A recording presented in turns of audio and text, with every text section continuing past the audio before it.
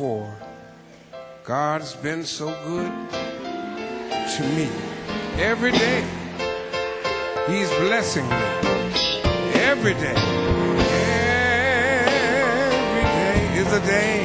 Is a day of thanks. Take the time to glorify the Lord with me. Today. Judges 13, 8 through 18, let us read together. Then Manoah entreated the Lord and said, O Lord, I pray, let the man of God whom you sent come to us again and teach us what we are to do concerning the boy who will be born. God listened to Manoah, and the angel of God came again to the woman as she sat in the field. But her husband Manoah was not with her. So the woman ran quickly and told her husband, the man who came to me the other day has appeared to me. Manoah got up and followed his wife and came to the man and said to him, Are you the man who spoke to this woman? And he said, I am. Then Manoah said, Now when your words come true, what is to be the boy's rule of life? What is he to do? The angel of the Lord said to Manoah, Let the woman give heed to all that I have said to her. She may not eat of anything that comes from the vine. She is not to drink wine or strong drink or eat any unclean thing. She is to observe everything that I commanded her. Manoah said to the angel of the Lord, Allow us to detain you and prepare a kid for you. The angel of the Lord said to Manoah, If you detain me, I will not eat your food. But if you want to prepare a burnt offering, then offer it to the Lord. For Manoah did not know that he was the angel of the Lord. Then Manoah said to the angel of the Lord, What is your name, so that we may honor you when your words come true?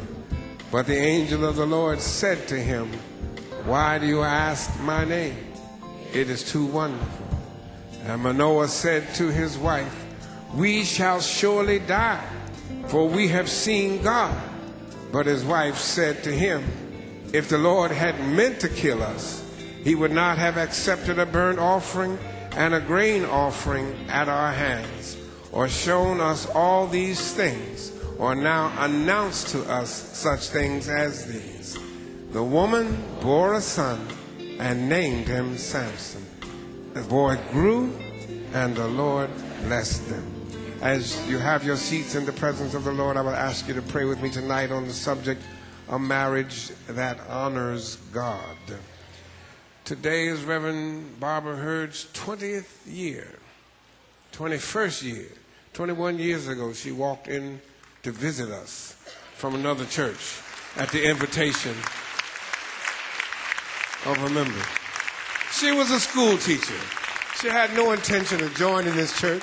She had no intention of going to seminary. She had no intention of anything that God had intended for her. Somebody say hallelujah. Brian, I thought you had left me. God bless you. Good to see you. During Family Month, by the way, Tiffany, when we baptized Cornelius, I asked Reverend Hurd and I asked Reverend Sykes, I said, isn't that Tiffany's husband? And we kept listening. We didn't hear nothing. We said, must not be. Before the next man could get in the pool, she was tearing up the whole section of the balcony. So I told you that was her husband. Amen.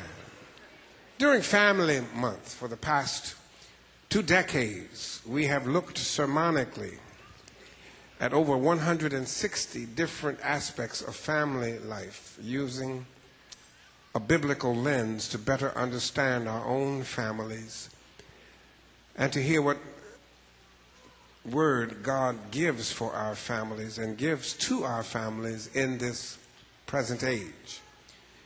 And when the truth is told, family life in this present age is nothing like family life was in my parents' age and my grandparents' age. In fact, family life in America, where we now live, is nothing like family life in Africa, where we used to live.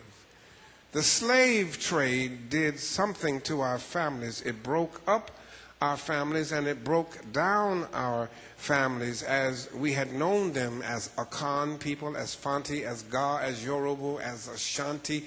The slave traders by design, the slave traders by malignant intent, to use Asa Hilliard's term, broke up families, selling husbands to Barbados, wives to Trinidad, and children to Jamaica. Ewe and Chui speakers were forbidden to speak their native languages, the languages they first heard their names called in. And in Haiti, they were forced to learn French. In Cuba and Puerto Rico, they had to learn Spanish. And most times, nobody from their immediate family was anywhere around them. The Wolof in Senegal and Cote d'Ivoire tell how the European traders would take the girls sexually and make them taboo in the slave castles as they separated them from their families, impregnated them with Portuguese, Dutch, Spanish, and English seed, and created a half-caste that had no family, no past, and no future. The slave trade did something to our families that made them nothing like the family life in Africa that we once knew and once loved. The slave quarters in the South taught new lessons about families, even before we were legally allowed to have families in this country where we were defined as property. And the strong African-American family that emerged from the fire and the forge of the involuntary presence of Africans on these shores, though different from the family structure on the continent, that family is nothing like what family life is like today.